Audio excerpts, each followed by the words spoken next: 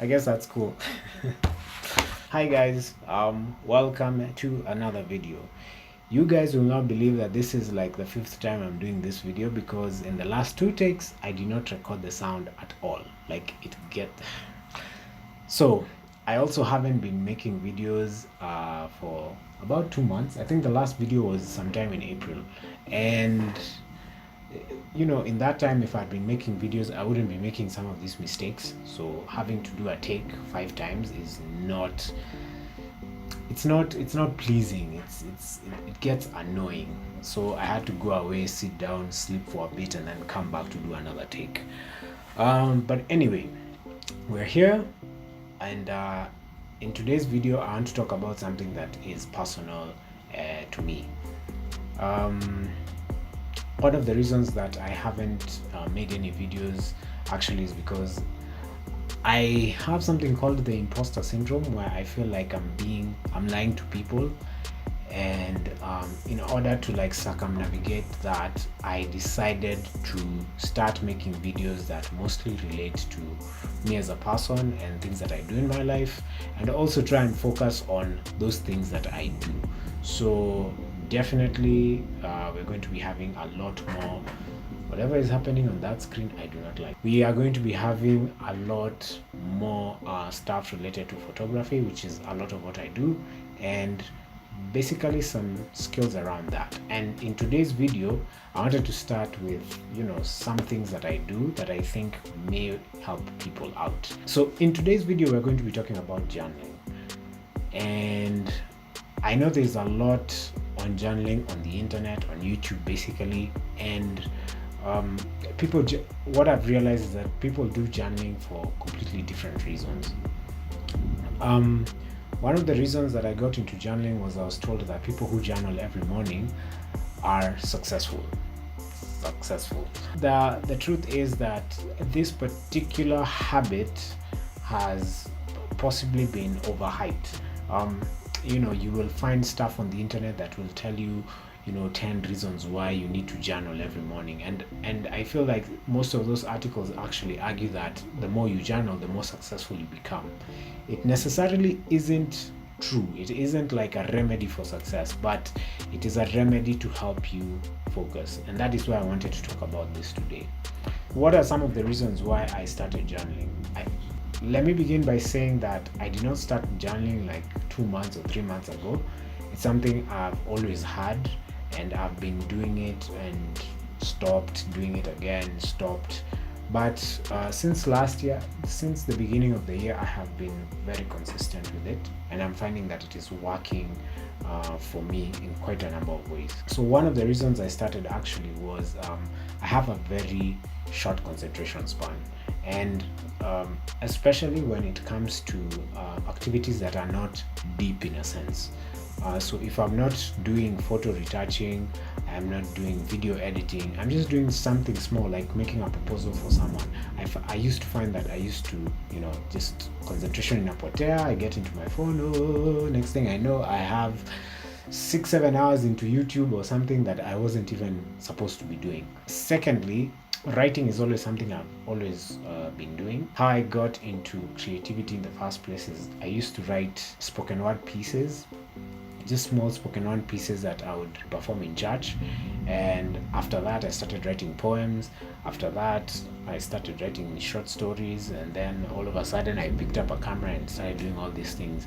So it's something that it's something that I've been doing, but journaling had not. I just decided to incorporate journaling to kind of improve on my writing as well. The other thing that I also started is it really relates back to concentration, having too many ideas at the same time and not being sure, not remembering the previous idea that you had and like connecting the dots together relates to concentration. And what was the last thing? Sorry, I have notes here. Finally, it is simply a way for me to express myself. So those are some of the reasons. I think they're like 4. Here there are 3. I think I mentioned one that was extra. Why is it important to journal? Is it really necessary that you journal in the first place? Well, the answer to that I feel is very, very subjective. Some people will say that they don't need to journal on a daily basis, and that is okay. Or some people don't journal at all, and that's fine. People have their own ways. But the reason I find journaling important is for what I call self reflection. A couple of days ago, I was going through my journals for April and May, and I realized that there are variations of things that happened to me in those months. And it was interesting to look back at those 2 months, and in the beginning of June, I'm at a totally different place personally. And it was just good for self reflection because I realized that I took steps towards the low times, I took the opportunities in the high times, and now I would say I'm in a much better state emotionally and mentally than I was. That is one of the reasons why I think journaling is important. Journaling is also important for the purposes of I would say writing. Journaling is writing in any sense, but I feel like writing is a skill that is really underrated. Writing is one of the most important skills. In fact, all the knowledge you have in the world is, you can say that we have so much knowledge in the world because of people who actually spent the time putting it all down on paper. Keeping records, historical records, keeping scientific records. All those things have made us who we are as a species for all these years. Even as technology is moving into more digital formats and wireless stuff, writing still remains a very important skill, because you need to pen down ideas, you need to write proposals. For the filmmakers, you need to write scripts. Like, that will never stop, right? Writing is an important skill. Secondly, I also read writing is a cognitive skill. It helps you keep your brain active and working, which also has some relation to intelligence. For those of you that have met actual writers, there's a way they talk and speak and articulate themselves which somewhat relates to having a higher IQ, I guess, or they are a little bit more intelligent, or I don't know, it's speculative, but there's something about people who write, like they think about things very, very differently. The way they articulate themselves, the way they talk about stuff, the way they relate ideas, it's you should write more. If you don't write, start writing. Now, how often should you journal? Well, personally, I would say twice a week. I'm sure the week usually has so many activities, or you're thinking about a lot of stuff, but that is completely up to you. There are, like, earlier on, when I first got introduced to the idea of journaling on a regular, I'll journal when I felt like journaling, and I felt like journaling, depending on the mood I was in. That might be okay for you, but then again, I feel like if you just pen down when you feel like writing, well, it's basically okay, but now I feel like that wasn't the right way to sort of approach it. I feel like if I had written more, I would be pretty far by now. I'd have been so far away. I have to keep on checking on this sound. It might just decide to jikata. Okay. So yes, I'd say that, try journaling twice a week, and it doesn't have to be, a lot of people actually write things down when they are very emotional, like when something bad has happened, when something very good has happened. But if you think about it, what if you journaled about things that you're thinking about, right?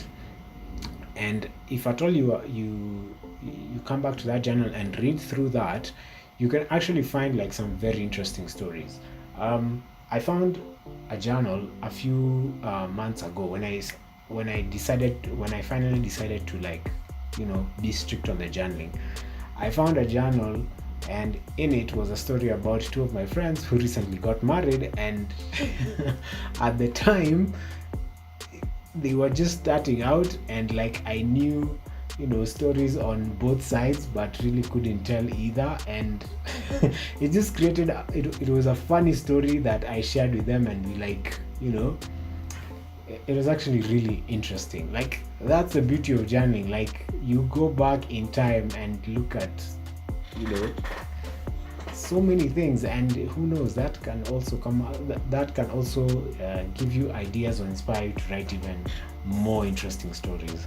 This is the thing, try to find a way to be in tune with journaling. I personally try to journal twice a week. I'm not saying that I do it in that time, but I try to as much as I can. And one of the ways that I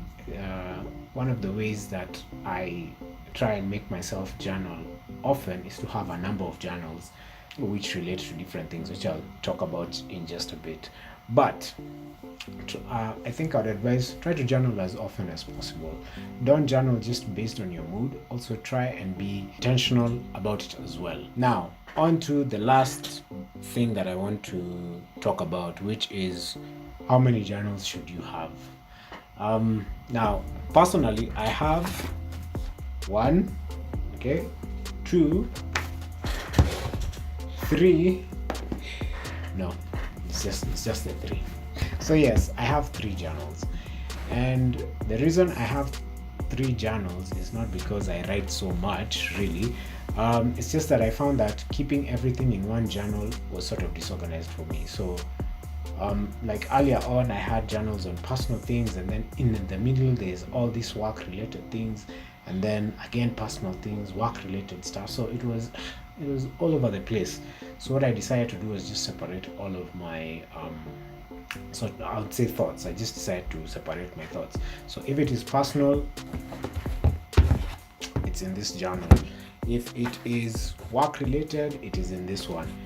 And then there are just those times that like I may be with a client, or there's just something that has quickly popped into my head.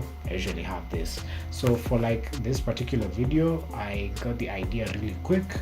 I penned it down here quickly, just wrote down a few other things on the side, made a script, and now I am making a video. Works out nicely for me. Personally, it works for me. I wanted to show you guys this. So like this is my work journal, and journals don't really need to be kept neat and clean and stuff, right?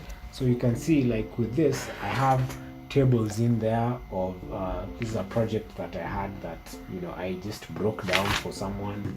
Here you can see there's all that scribbling, and once this was actually a to-do list for things that I had to do, and I canceled them out after finishing everything and just scribbled it out. It's a nice way of working. What's this? There's another one here. So this is actually I don't know when this video is going to go up, but I made an advert for I made a short advert for the Nairobi bus, and this is actually the breakdown. Like I have all my ideas on this side, I have the brief on this side, and the short lists for everything. So it works. You don't have to do it my way. You can always start with like one journal and then decide what it is for, then move on to separating everything. It depends on you. So I don't have anything else to say. I guess that's pretty much it. I would like to actually know which one of you like spends their time journaling, and what you journal about, and really what it helps you with, because this is actually a habit that I've seen a lot of people pick up, but then I think that I wanted to talk about it so that I kind of get insight into what other people do with journaling, and how they incorporate it into their lives to sort of help them keep focused or improve on their work. Be careful about the stuff you're watching also online, especially on journaling, because I feel like in today's world, a lot of us are watching a lot of motivational content that is not really geared towards helping us. And I recently saw a video on journaling which literally was telling everyone that if you journal, you become more successful. The purpose of journaling is not to become successful. I think the purpose of journaling is to help you become focused and therefore more productive. Whether you become successful or not is not dependent on how many journals you have, or how you journal, or how many times you journal, or how you seem to journal. None of that is true. So guys, be careful about that. And yeah, I do not know how to end YouTube videos, like in all honesty. So I'll see you guys in another video.